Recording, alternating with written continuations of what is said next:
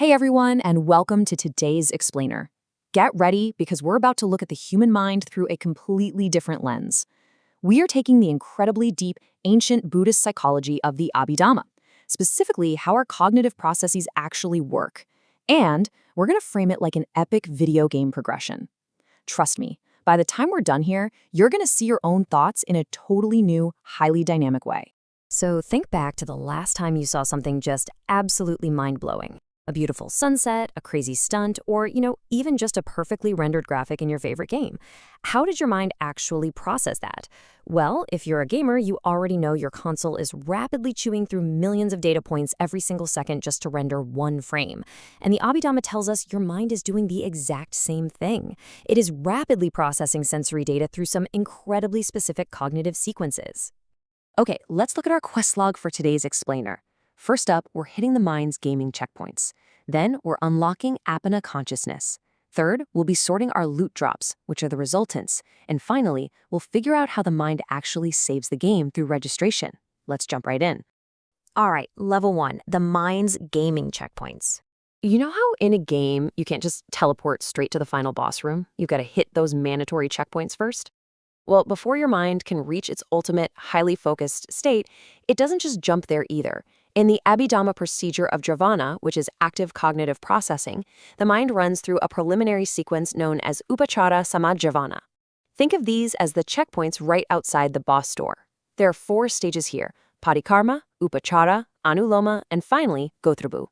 And there are exactly 8 types of consciousness that can act as these checkpoints, 4 accompanied by joy and 4 with a neutral feeling.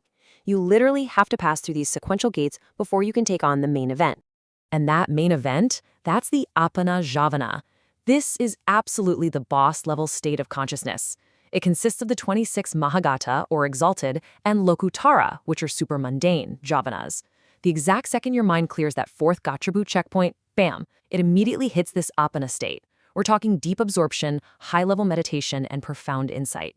It is the absolute peak of cognitive performance. Moving on to Section 2, Unlocking Apana Consciousness.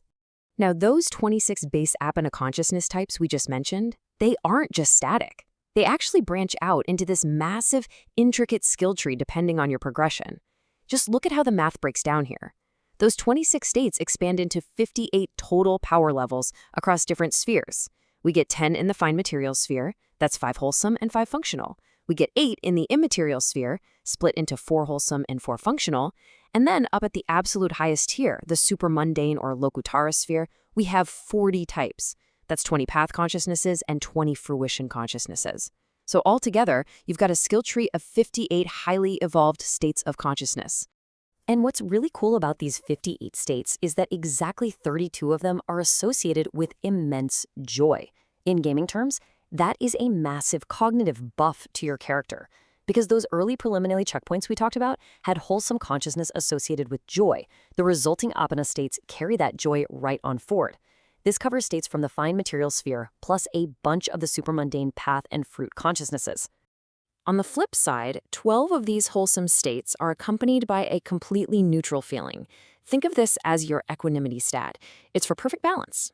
When you hit the absolute highest levels of absorption, like the 5th jhana in the fine material and immaterial spheres, or those highest supermundane paths, all that extreme joy actually settles down. It turns into this perfectly clear, balanced, and unshakable neutral state. But here's where it gets pretty exclusive. Out of the 58 total states, 44 of them are for regular players, basically people who are still actively leveling up, what the texts actually call worldlings and sekkas. But those remaining 14 functional consciousnesses, those are for level cap players only. No exceptions. These 14 states, 8 with joy and 6 with a neutral feeling, belong exclusively to fully enlightened arhants. Their minds are functioning purely without generating any new karmic momentum whatsoever. All right, part 3, sorting the drops, or resultants.